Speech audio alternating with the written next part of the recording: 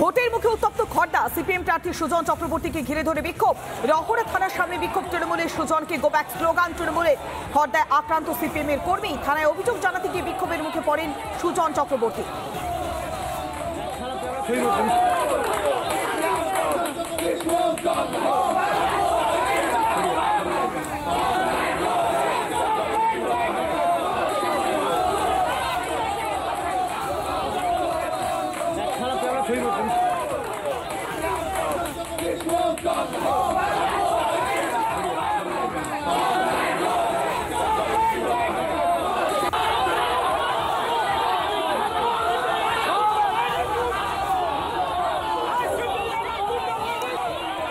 সুজন চক্রবর্তীকে ঘিরে ধরে বিক্ষোভ, গো ব্যাক স্লোগান।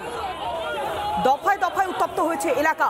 রহড়া থানার সামনে বিক্ষোভ তৃণমূলের। সুজনকে গো ব্যাক স্লোগান তৃণমূলের। খড়দায় আক্রান্ত হয়েছেন সিপিএম এর কর্মী। থানায় অভিযোগ জানাতে গিয়ে বিক্ষোভের মুখে পড়েন সিপিএম প্রার্থী সুজন চক্রবর্তী।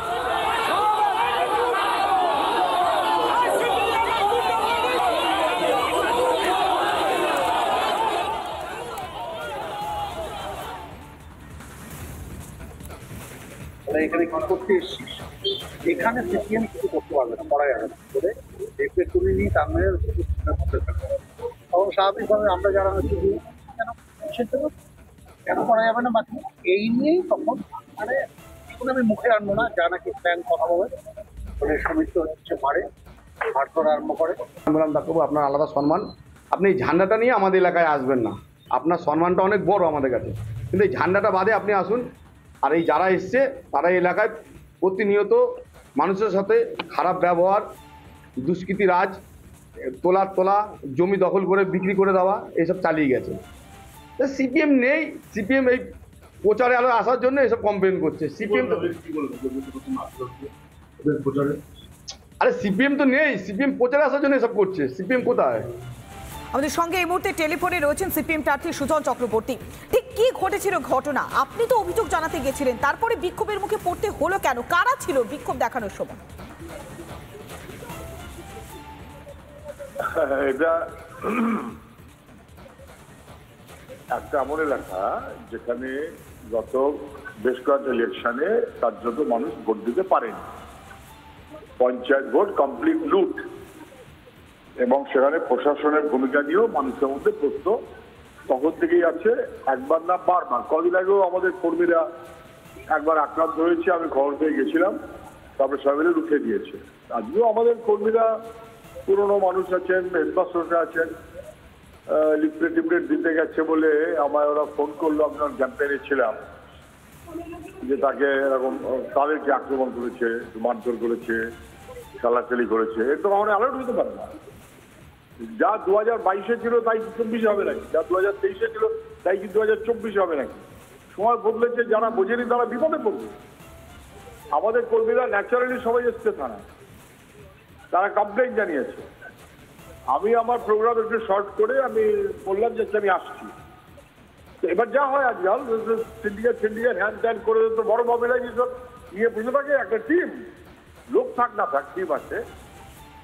তারা আগে থেকেই বোধহয় একটু অভিযোগ করছিল আমাদের ছেলেদের সঙ্গে ইত্যাদি। আমি নামার পরেও শুনলাম প্রথমে একটু চিৎকার চাচুরি করতে আমাদের ছেলেরা পাল্টা ছেড়ে ধরে কি হচ্ছে সব।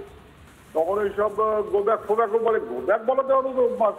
আমি দেখছি ইলেকশনের দিন ক্যান্ডিডেটকেও বলছে গোব্যাক, এটা অভ্যাসের মধ্যে এসে গেছে তৃণমূলের।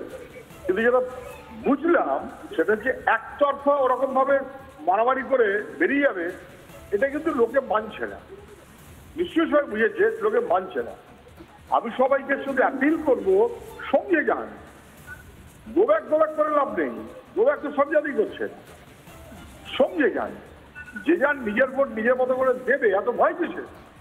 আজকে কার্যত আমাদের ছেলেরাও যেভাবে রুখে দিল, বোঝা গেল পঞ্চায়েতের সময় অন্য সময় পারেনি, কিন্তু এবার রুখে দেওয়ার মতন মনোভাবে তারা আছে। এটা বুঝে নেয় এটা 2024 সাল। আমি সবার কাছে অ্যাপিল করবো, ভোট তার স্যাংটিটি রক্ষা করাটা মানুষের কাজ। ভোট লুট করতে দেওয়া যাবে না।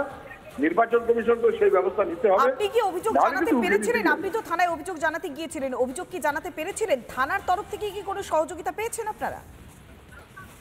আমি যাবার আগেই আমাদের কর্মীরা অভিযোগ জানিয়েছে, অভিযোগ আমায় জানাতে হয়। আমি যাওয়ার আগেই আমাদের কর্মীরা অভিযোগ জানিয়েছে, কিন্তু আমি গেছিলাম এই কারণে যে আমাদের কর্মীরা যাওয়ার পর মাস্তানি করবে বলে কেউ তাদের ঘিরে রাখবে, সেটা হবে কেন? আমি এবার থাকবো না কেন? অবশ্যই আমি গেছি, আমি আমার কর্মীদের পাশে থাকার জন্যই গেছি। অভিযোগ তার আগেই আমাদের কর্মীরা জানিয়েছে। বেশ, অনেক ধন্যবাদ। আমরা কথা বললাম সিপিএম প্রার্থী সুজন চক্রবর্তীর সঙ্গে।